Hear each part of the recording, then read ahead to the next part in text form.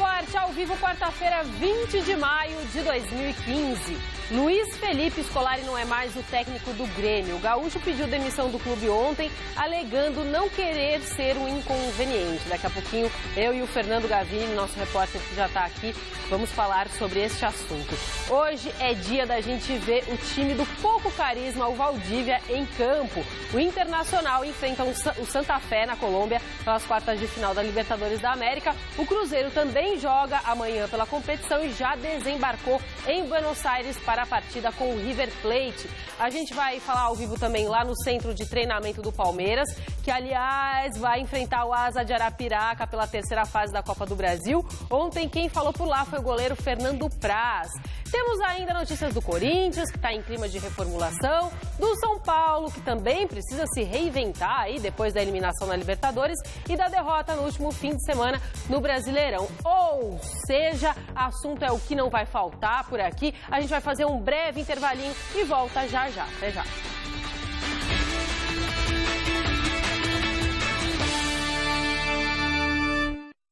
Super Esporte está de volta para falar de Libertadores da América, porque nessa quarta-feira o Internacional vai entrar em campo contra o Santa Fé na Colômbia pelas quartas de final da competição. E amanhã o Cruzeiro enfrenta o River Plate no Monumental de Nunes. O atacante Marquinhos não quis falar sobre quem estará em campo.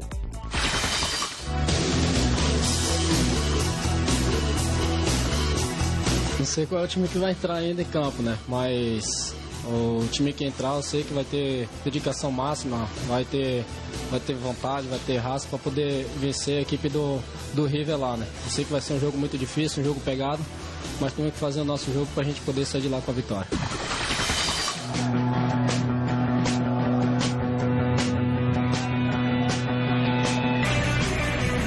O técnico Diego Aguirre já passou para o senhor? Vai Lisandro ou vai Nilmar? Ou pode ir os dois? Já sabe a escalação, presidente? Eu gostaria que fosse os 4, 5, 12. Nós temos elenco, né? E temos treinador, enfim, né? E temos um clube forte, né? Uma torcida apaixonada, mobilizada. O treinador vai dar a configuração que ele entender apropriada, né? Além de técnico, ele é tático também, se vocês já analisaram isso. Então, o interessante é nós decidirmos em casa nos 90 minutos finais. Bom dia, Gavini, tudo bem? Bom dia, Anitta, tudo bem? Os dois times brasileiros aí no maior mistério, né? Sobre quais equipes serão escaladas para os jogos. É fato que vão jogar com o que tem de melhor. Como jogo fora de casa, de repente com uma proteção maior na defesa, mas com certeza absoluta vão com o que tem de mais importante, vão tentar o resultado positivo já logo de cara nessa fase de quartas de final da Copa Libertadores da América. O confronto do Internacional é mais tranquilo, em tese, do que o do Cruzeiro. O Cruzeiro jogar contra o River Plate é muito complicado, o jogo é amanhã e o Inter tem um confronto um pouco mais tranquilo, mas não vai ser fácil não. Santa Fé tem um time bem chatinho, bem complicado, vai ser difícil para o Cruzeiro passar também.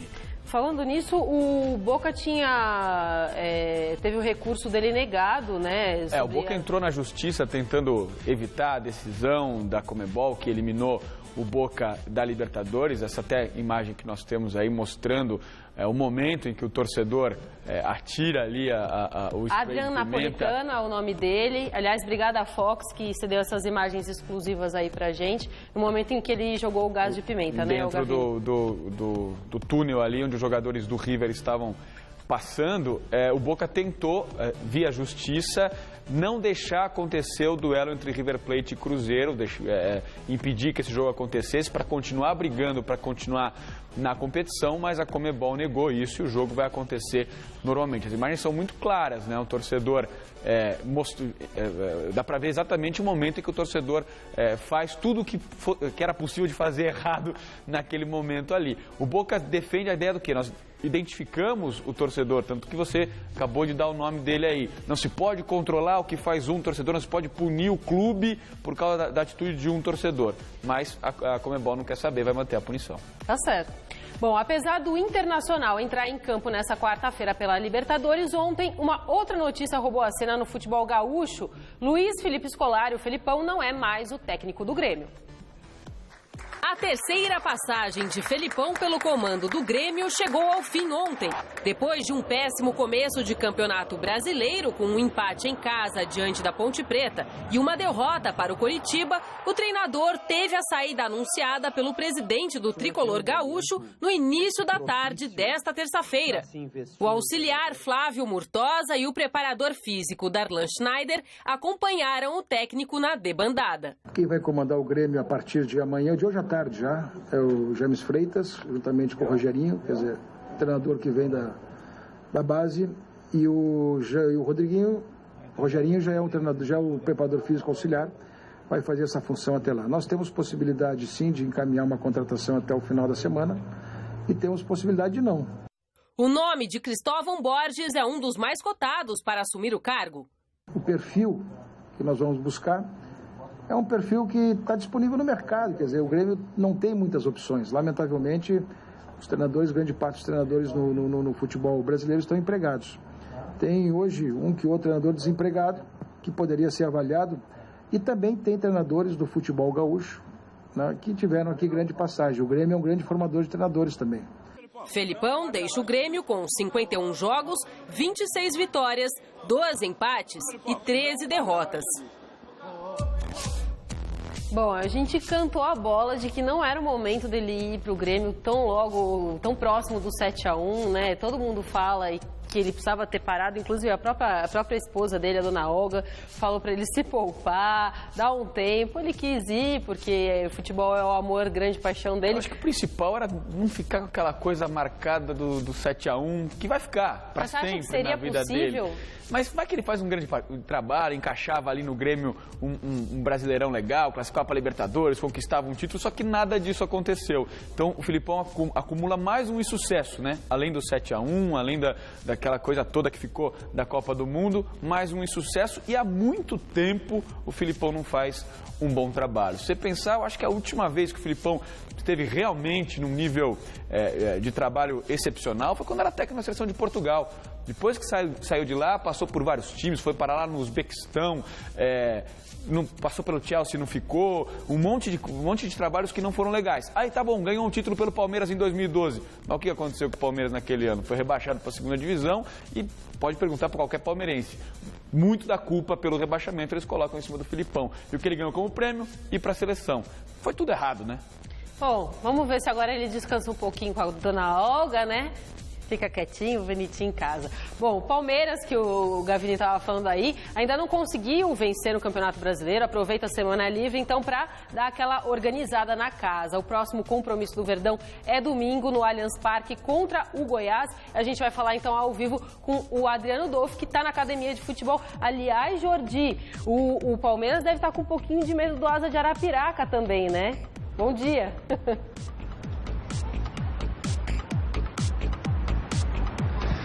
Bom dia para você, Michele Algavini, e a todos que acompanham mais uma edição do Super Esporte. Pois é, isso a gente vai falar daqui a pouquinho, aqui nesta entrada ao vivo, direto da Academia de Futebol. O que a gente pode falar é que o Arouca treinou juntamente com o time titular na tarde de ontem, time titular que venceu a Portuguesa em jogo-treino contra a Lusa por 2-1. Arouca já deve estar à disposição do técnico Oswaldo de Oliveira para o fim de semana. Domingo, 11 da manhã, partida contra o Goiás no Allianz Parque. Por falar em Arouca, que deve ser a novidade, Valdívia, fica a dúvida se ele estará em campo, já que foi liberado para resolver problemas particulares na terça e também na manhã de hoje, aguardado no treinamento que acontece daqui a pouco à tarde. Entrevistado desta terça-feira foi o goleiro Fernando Praz. Mas o principal assunto por aqui na Academia de Futebol esteve bem longe da meta palmeirense. Vamos acompanhar o VT. O assunto na coletiva do Palmeiras foi um só. Dudu, né? Dudu, a ausência do Dudu. O Dudu. A pena de 180 dias de suspensão imposta ao atacante Dudu por causa da agressão ao árbitro Guilherme Sereta de Lima dominou praticamente toda a entrevista coletiva do goleiro Fernando Praz. E a gente espera que a defesa consiga trabalhar e provar. Aí não é nem questão de não cumprir a pena, não é essa questão de cumprir a pena, é de cumprir a pena justa, né? Que seria uma pena bem menor do que os 6 meses, na minha opinião. Na visão de Fernando Praz, empurrão é diferente de agressão. eu vejo como agressão, e isso eu falo em cima de outros episódios que a gente viu, não só esse ano, falamos muito do Petros, do Guerreiro, mas outros episódios que foram qualificados de agressão. Acho que foi usado o exemplo do menino do Nacional, que pegou a mesma pena do Dudu, os mesmos 6 meses, então quer dizer, foi uma agressão do mesmo nível. Mas pelo que me falaram, ele chutou o juiz, ele deu soco. Em meio a esta polêmica, será que o Palmeiras e o próprio jogador não estão pagando um preço alto pelo perfil polêmico do atleta? É um risco da personalidade dele. Ele tem que obviamente, tentar se controlar. Ninguém está dizendo que o Dudu tem que fazer isso, que é certo fazer isso. Muito pelo contrário, totalmente errado. Tanto é que ele foi e vai ser punido. E ninguém está aqui para dizer que ele tem que ser inocentado, longe disso.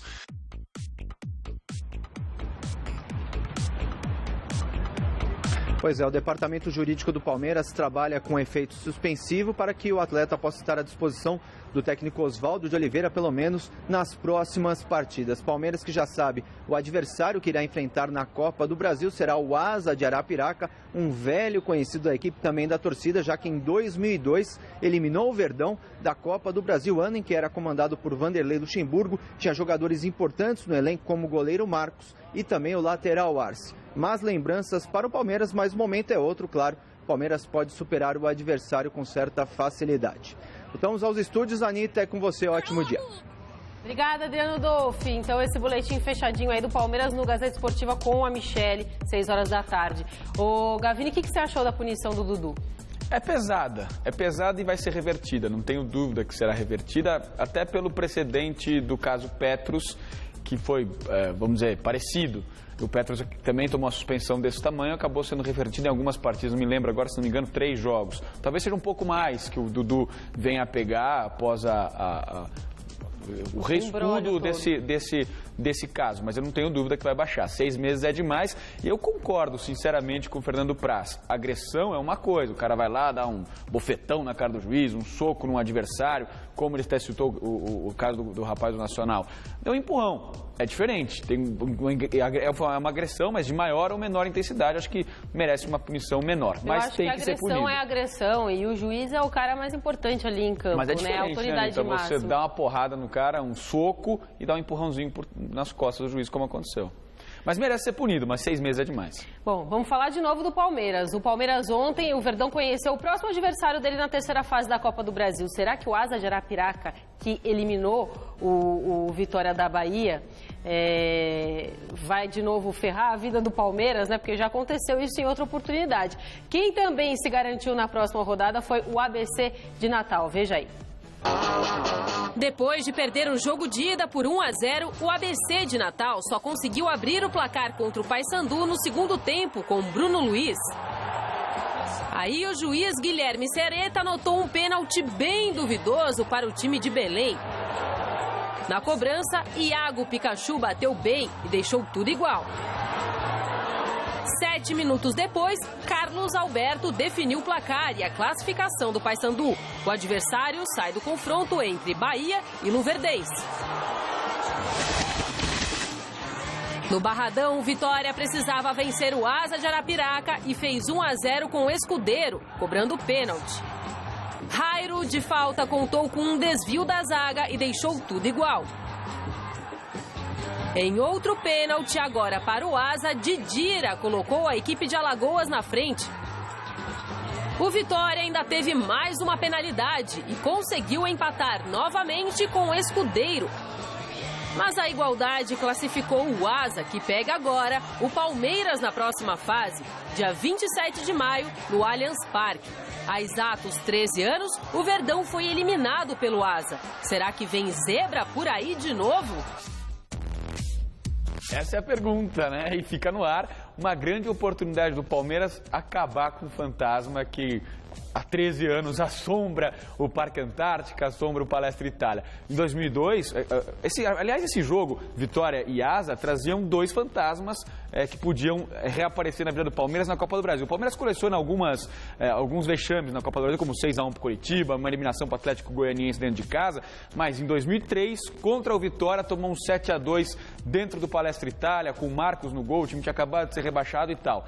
E no ano anterior, foi eliminado pelo Asa Arapiraca, ganhou no Palestra o segundo jogo 2-1, o primeiro jogo tinha perdido de 1-0, foi eliminado no gol fora de casa, também foi um baita de um vexame. De qualquer maneira, fosse Vitória ou Asa, o time classificado, o Palmeiras teria pela frente um baita de um fantasma que ele tem a oportunidade de encerrar de vez. E dessa vez, pelo jeito que está o Palmeiras, como é que você acha que vai... É difícil dizer, porque a gente, para falar a verdade, pouco conhece desse Asa. Tudo bem, eliminou o Vitória, mas também o Vitória não está naquele momento, não é referência, não chegou nem na final do Campeonato Baiano, não vai tão bem na Série B. Então a gente é difícil saber, mas é bom tomar cuidado, né?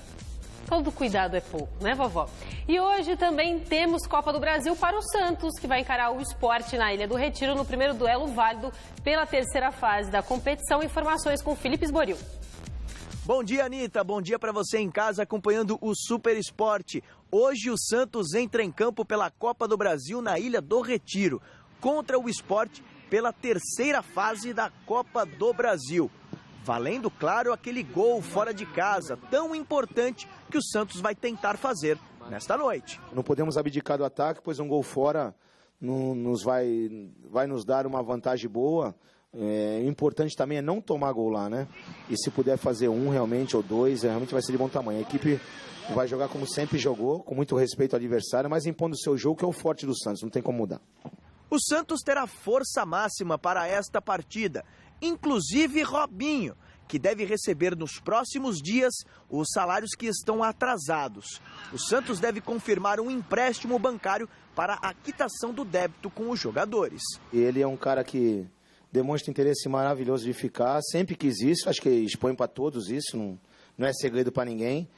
É o tipo de conversa que a gente não precisa nem falar, que está escrito no rosto dele, né? A vontade de ficar no Santos, é o clube que ele gosta, mas isso é um problema que vai ser resolvido com certeza com a diretoria, com ele, e acho que o desejo de ficar, o desejo do lugar que ele gosta, com certeza vai prevalecer. Começaram as danças, né, das cadeiras, daqui a pouco a gente vai falar do Corinthians que você teve lá ontem, né? Mudanças vão acontecer nos times, né?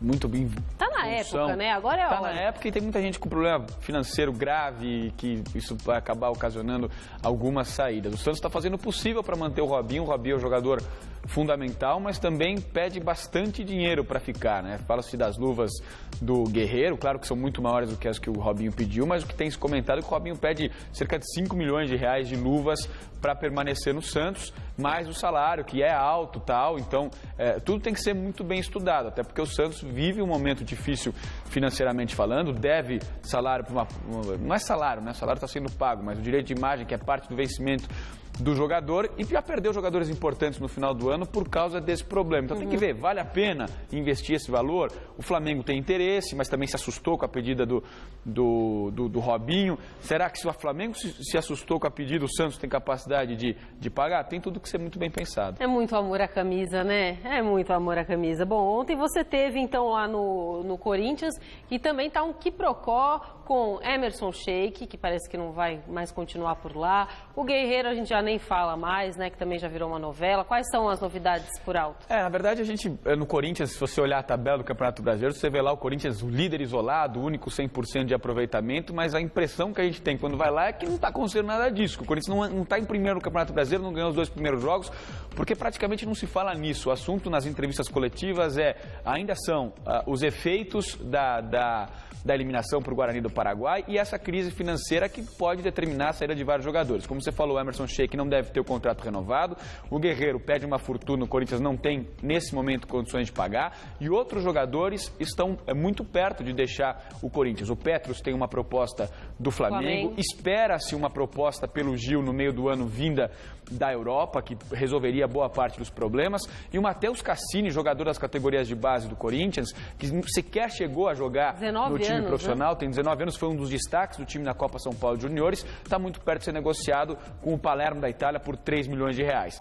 O Corinthians tentando arrumar uma maneira de diminuir esse prejuízo que ele vem tendo mês a mês. Outros 2 jogadores que podem sair, o Luciano e o Romero, que não tem tido muito espaço na equipe. Aí tem outros casos, como o Christian, como o Wagner Love, que ganham muito dinheiro, mas estão na reserva. Só que o Wagner Love, se sair o Guerreiro, não pode deixar o elenco. Então é uma situação complicada. O Corinthians hoje é líder do Campeonato Brasileiro e na entrevista coletiva ontem, o Cássio falou exatamente sobre isso. O time hoje, o elenco hoje tem condições de brigar pelo título de campeão. Mas se acontecerem mesmo todas essas perdas, vai ficar complicado ser competitivo no Campeonato Brasileiro. Vamos ver.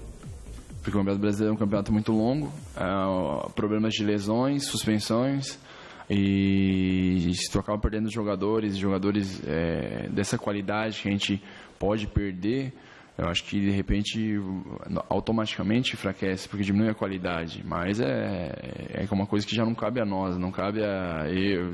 Eu gosto de todo mundo aqui, eu me dou bem com todo mundo e espero que fique todo mundo, mas aí já entra uma parte que é uma parte de finanças do Corinthians, aí já não cabe a mim, eu também nem quero me meter nesse tipo de situação. Porque é muito fácil ser um grupo unido na hora da vitória, na hora dos títulos, isso é fácil também. Mas na hora da derrota a gente se vê muito unido, muito próximo, acho que esse é o primeiro passo e aqui no Corinthians é ganhar, né? Nós temos que ganhar, vitória vai trazer tranquilidade, aqui não tem um meio termo, ou tá mais ou menos, ou tá bom ou tá ruim, então acho que para trazer a tranquilidade... E acho que as manifestações acabarem com vitórias, tentando jogar bem e ganhando para o time ficar melhor. Isso aí, né? O que resta agora é focar no brasileiro mesmo. Então, joga contra o Fluminense no domingo, final de semana. Isso aí. Bom, vamos lá. São Paulo. No São Paulo, o momento também, vovó, é de reabilitação após essa eliminação na Libertadores e a derrota para a Ponte nesse último domingo pelo Campeonato Brasileiro. O Garrafa esteve ontem no Tricolor. Vamos lá. No São Paulo, ninguém esconde que a eliminação recente e precoce da Copa Libertadores da América ainda está na memória e isso incomoda. A nossa cabeça é que a gente ia passar contra o Cruzeiro. E com certeza foi um baque, mas também sabemos que somos profissionais. O Campeonato Brasileiro é outro campeonato. A gente tem que se reerguer mais rapidamente possível. Não é sempre que vem as vitórias e para a gente esse ano está sendo um pouco mais difícil, sim. E a gente está tendo que saber aprender a lidar com essas dificuldades. E acho que o mais importante é você superá-las, né? Você passar por elas e superá-las para que elas sejam esquecidas o mais rápido possível. Bom, é isso, Anitta. A ordem por aqui é realmente esquecer a eliminação na Copa Libertadores e voltar as atenções no Campeonato Brasileiro. O São Paulo tem apenas 3 pontos dos 6 disputados, somou 3, perdeu a última partida para a Ponte Preta e agora busca a reabilitação contra o Joinville, jogando sábado no estádio do Morumbi. Rafael Tolói com o problema no ombro é a grande preocupação, será reavaliado no decorrer desta semana. E a boa notícia para o técnico Milton Cruz é que Michel Bastos, que ainda se recuperando do quadro de dengue, não enfrentou a Ponte Preta, mas deve ficar à disposição para a partida do final de semana, até porque já vem trabalhando normalmente com o elenco tricolor. Do CCT da Barra Funda, Osmar Garrafa, para o Super Esporte. E a paradinha para o Super Esporte. Uma respiradinha. Deu uma respirada. Bom, eu acho que de uma maneira geral tá tudo dentro dos conformes o que está acontecendo com todos os clubes, né? É começo de temporada, assim, vai.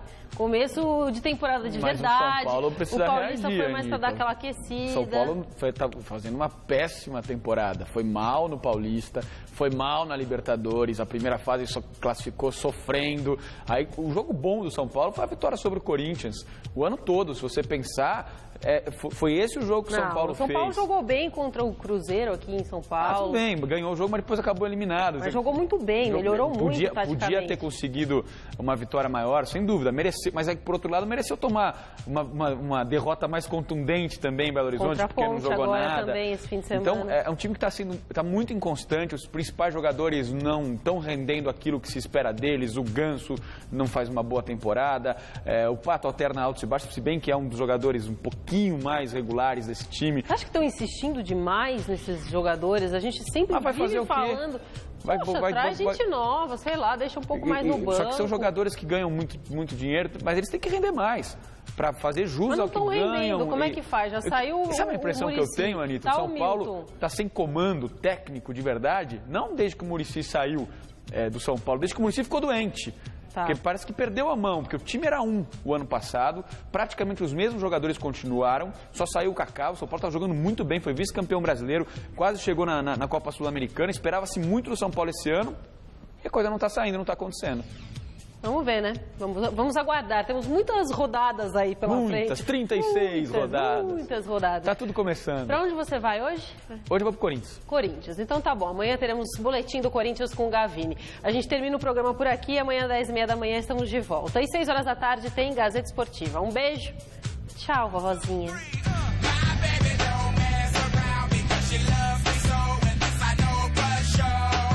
A apresentadora Sabrina Parlatore visita uma tribo indígena, hoje, 11h30 da noite no Eu Nunca. Assista agora a Revista da Cidade e logo após, Você Bonita.